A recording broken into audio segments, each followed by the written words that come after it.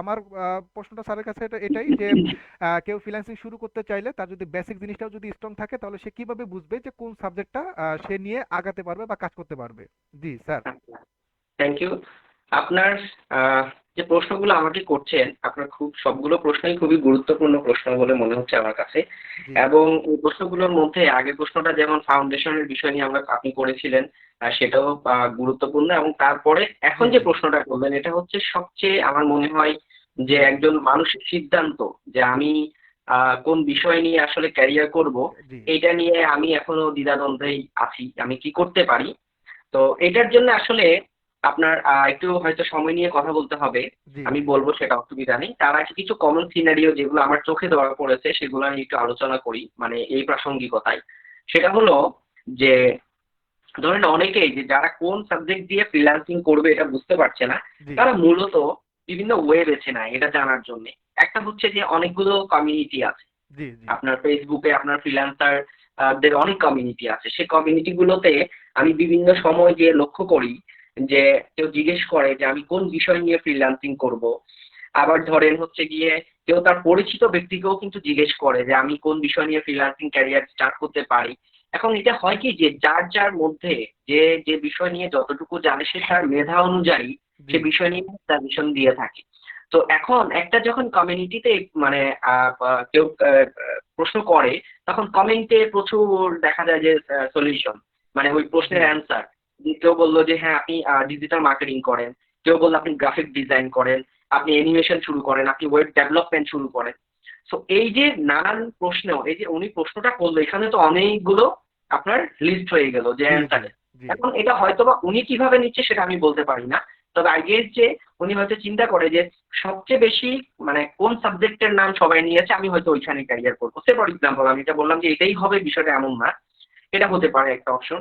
আবার হতে পারে যে কেউ একজন এখানে একটা সাবজেক্ট দিয়েছে, এই সাবজেক্টটা ওনার মনে ধরেছে, উনি সেখানে স্টার্ট করতে পারে। অথবা জি ওনার যে সেকেন্ড বললাম যে পরিচিত কেউ ফ্রিল্যান্সিং করছে বা তার পরিচিত কেউ আইটি সম্পর্কে জানে, ওরকম কেউ যদি উনি ওনার কাছ থেকে জানতে চায় তাহলে উনি ওনার জ্ঞান অনুযায়ী উনি বলবে তুমি এই সাবজেক্টে যাও। এখন যে যার জায়গায় সাজেশনটা দিচ্ছে, কেউ কিন্তু খারাপ সাজেশন দিচ্ছে না। জি যেমন ধরুন একটা এক্সাম্পল আমি আপনাকে দিই। আপনি আমরা জুনিয়রদেরকে অনেক ক্ষেত্রে পড়াশোনার আপনি হয়তো সাজেশন আপনিও দিয়েছেন, আমিও দিয়েছি, বা আমাদের যারা দর্শক আছে তারাও দিতে পারে। তো সেই ক্ষেত্রে যে আমার কাছে যদি একজন জুনিয়র এসে বলে বা যে আমি এখন তো ধরেন আমাকে পড়াশোনায় আমাকে গ্রুপ সিলেক্ট করতে হবে, আমি কোন গ্রুপে যেতে পারি, আমি কি সায়েন্স নিয়ে পড়াশোনা করবো নাকি আর্টস নিয়ে নাকি কমার্স নিয়ে। তো এখন ধরেন কেউ একজন চোখ বন্ধ করলো করে বললো যে আপনি সায়েন্স নিয়ে পড়াশোনা করেন। তো এখন যে সায়েন্স নিয়ে পড়াশোনা করেন এটা বললো, সে কিন্তু তার এন্ডে যে ওকে একদম খারাপ সিদ্ধান্ত দিয়েছে এটা কিন্তু না। আমি জি যদি যে অ্যান্সার দিয়েছে ওনার এন্ডে বলি, কিন্তু আবার এমনও তো হতে পারে যে সায়েন্স থেকে আমি তাকে সাজেশন দিয়েছি যে তুমি ডক্টর হতে পারবা, ইঞ্জিনিয়ার হতে পারবা, জি জি হ্যাঁ হোয়াটএভার। তো এখন এমনও তো হতে পারে সে আপনার বিজ্ঞান বা সায়েন্স নিয়ে পড়াশোনা করে সে ফেলও করতে পারে। জি এখন এক্স্যাক্টলি হয় আমি তাকে যে সাজেশনটা দিচ্ছি, এই সাজেশনটা আমার জায়গা থেকে আমি তাকে ঠিক দিচ্ছি, কিন্তু এটা তার জন্য ঠিক কিনা এই বিষয়টা আমাদেরকে মনে হয় একটু চিন্তা করতে হবে। তো সে হয়তো বা অন্য কমার্স থেকে অথবা আর্টস থেকে খুব ভালো করতো, সায়েন্সে যাওয়ার কারণে সে ভালো পারছে না। এই জন্য আসলে এই উদাহরণটা এই জন্য দিলাম, এটা আমাদের একদম কমন আমাদের ডোমেন নিয়ে। তো সেই ক্ষেত্রে আমি মনে করি এখানে কি করা প্রয়োজন। এখানে যেটা করা প্রয়োজন সেটা হচ্ছে আমি যাকে সাজেশন দিচ্ছি আমাকে তার সম্পর্কে আগে জানতে হবে। জি তো যদি আমি তার সম্পর্কে না জানি, অবগত না হয়ে আমি হুট করে একটা সিদ্ধান্ত দিয়ে দিলাম, এটা তার জন্য সিদ্ধান্ত ভালো নাও হতে পারে। জি তো সেই জন্য এই যে কমিউনিটি গুলোতে যখন পোস্ট পড়ে, আপনি মানে একটা অ্যান্সার দিয়ে দিলেন, এটা তার জন্য ভালো হতে পারে খারাপ হতে পারে। এখন সেই ক্ষেত্রে আমি এইসব জায়গাগুলোতে মানে চেষ্টা করি যে না হুট করে একজন মানুষকে একটা উত্তর না দিয়ে আগে ওনার সম্পর্কে জানার একটু চেষ্টা করি। তো সেই সুবাদে ধরেন হচ্ছে যারা আমাকে চিনে বা যারা জানে যে আমি জি হয়তো বা এই domain এ দীর্ঘদিন যাবত আছি, তখন যে আমি ব্যক্তিগতভাবে কাউন্সিলিং করার চেষ্টা করি। তো জি তার মানে এই প্রশ্নের জন্য অবশ্যই আপনাকে কাউন্সিলিং করতে হবে। আপনার সম্পর্কে আগে আমাকে জানাতে হবে, তারপর জি আমি জি সবকিছু বুঝে আপনাকে একটা সিদ্ধান্ত দিব। এবার আসেন যে সাবজেক্টিভ বিষয়গুলোতে। জি যদি কেউ অলরেডি স্কিলড, মানে তার মধ্যে কোনো একটা দক্ষতা আছে, জি সেটা হতে পারে ডাটা এন্ট্রি, হতে পারে আপনার বা গ্রাফিক্স এর কাজ, অথবা ডিজিটাল মার্কেটিং, অথবা ওয়েব ডিজাইন ডেভেলপমেন্ট, ঠিক আছে। জি তো কোন সাবজেক্টে আসলে যাওয়া উচিত? তো এই সাবজেক্টটা জানার জন্য আমরা এখানে কয়েকটা বিষয়কে প্রায়োরিটি দিব, প্রায়োরিটি দিয়ে সাবজেক্টটা ঠিক করব। তো কি কি বিষয়কে প্রায়োরিটি দিতে পারি?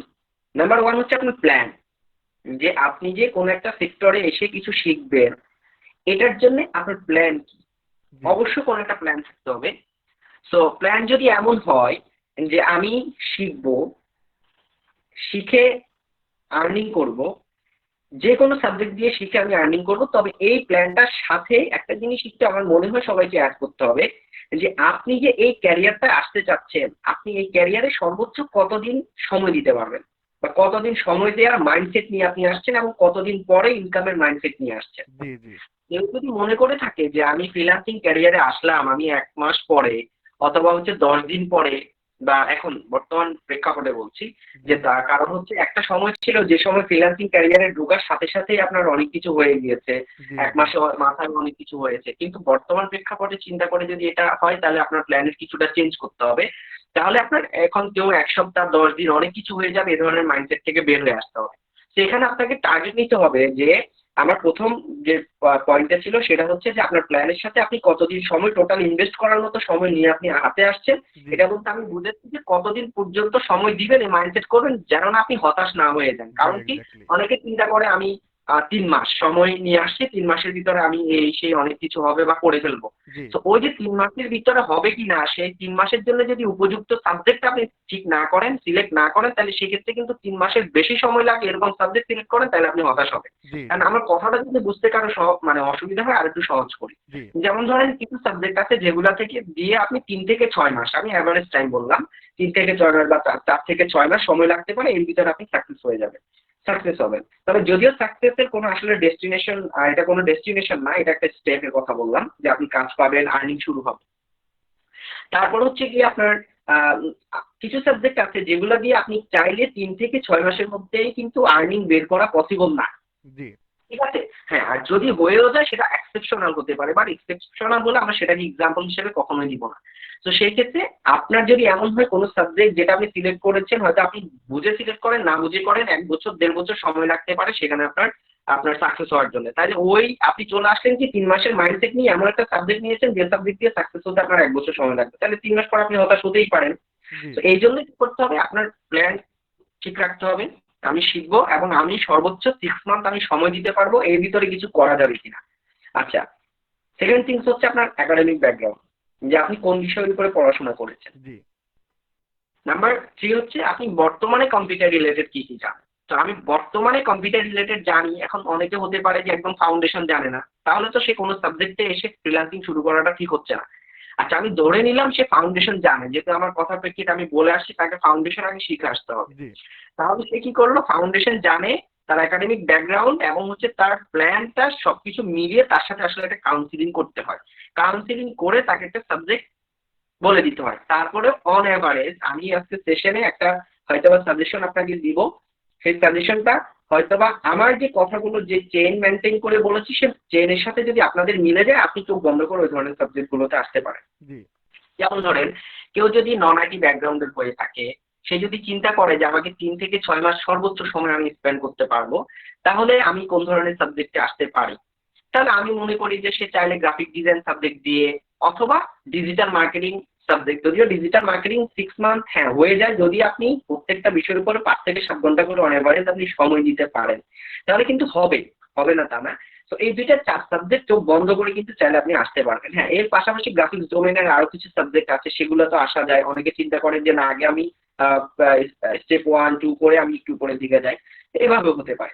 আবার ধরেন কেউ আছে যে হয়তোবা তার academic background computer science and engineering পড়ে বা সফটওয়্যার ইঞ্জিনিয়ারিং এ পড়ে, তো এই ধরনের যদি কেউ আসে যে আমি ফ্রিল্যান্সিং ক্যারিয়ার আসতে চাচ্ছি, তাহলে তার ক্ষেত্রে তো উনি আগের 2টায় আসতে পারবে। তার পাশাপাশি আমি ব্যক্তিগতভাবে মনে করি যে ওনার প্রয়োজন ওনার একাডেমিক বিষয়ের সাথে রিলেটেড, ওনার একাডেমিকের সাথে মিল রেখে কোনো সাবজেক্ট নিয়ে ক্যারিয়ার শুরু করা ভালো। লাইক ধরেন আপনার ওয়েব ডিজাইন, ওয়েব ডেভেলপমেন্ট বা পাইথন, অথবা এই যে এই ধরনের বিষয়গুলোর উপর ওনার ডোমেনে থেকে উনি শুরু করুক, তাহলে জি হবে কি, এগুলা দিয়ে ইনস্ট্যান্ট সাকসেস হবে না, এগুলা দিয়ে সাকসেস হতে গেলে একটু সময় লাগবে। যে আমি ধরে নিচ্ছি যে একজন ফুল ডেভেলপার হিসেবে যদি সে ক্যারিয়ার করতে চায় তাহলে 1 ইয়ার কম হলেও সময় তার পিছনে ইনভেস্ট করতে হবে। তো এই যে সময়টা যদি সে নিয়ে আসে, তার যদি ইনকামটা একদমই ইনস্ট্যান্ট প্রয়োজন না পড়ে, তাহলে ওই ধরনের সাবজেক্ট সিলেক্ট করে আর্নিংটা কিছুদিন পরে হোক, অসুবিধা নেই। জি আবার ধরেন মার্কেট প্লেসে যখন কাজ করবে, গ্রাফিক্স এর কাজগুলো হয়, সেক্ষেত্রে এখানে ছোট ছোট ছোট ছোট অনেক কাজ আছে। তো সেক্ষেত্রে কাজ পাওয়ার সম্ভাবনাটা এখানে একটু বেশি থাকে, ডিজিটাল জি মার্কেটিং, গ্রাফিক্স এগুলো। তারপর ওই ডিজাইন ডেভেলপমেন্টের ক্ষেত্রে দেখা যায় যে আপনার প্রজেক্ট গুলো একটু বড় হয়, অনেক বেশি টাকার হয়, তাহলে সেই ক্ষেত্রে সেখানে অবশ্যই আপনার স্ট্রংলি পোর্টফোলিও না করে এবং ক্লায়েন্ট ধরার মতো পোর্টফোলিও না হলে আসলে ইন্ডাস্ট্রি বা মার্কেটে গিয়ে আসলে লাভ নাই। তো এটা হচ্ছে আমার একটা জেনারেল সাজেশন। তার পাশাপাশি আমি বলবো যে কেউ যদি এই মানে কথার প্রসঙ্গে যদি আপনি ক্লিয়ার হতে না পারেন, জি জি তাহলে ব্যক্তিগতভাবে চাইলে আমার সাথে কাউন্সিলিং এর কিন্তু সুযোগ আছে। জি জি আপনি যদি আমাদের অফিসে কমিউনিকেশন করে যে কোন সময় করা যায় আপনি বলবেন, আমি যখনই সুযোগ হয় আমি আপনার সাথে ব্যক্তিগতভাবে কাউন্সিলিংও করি আমি। সেটা হতে পারে আপনি অফিসে যদি আসেন ওই সময় হতে পারে, আর সেটা না হলে ওভার ফোনে হলেও করা যাবে, তবে শিডিউল নিয়ে তারপরে সেই কাউন্সিলিংটা করতে হবে। তাহলে আশা করি আপনি বুঝতে পেরেছেন, জি আমার জি দর্শকরা জি বুঝতে পারবে। আমার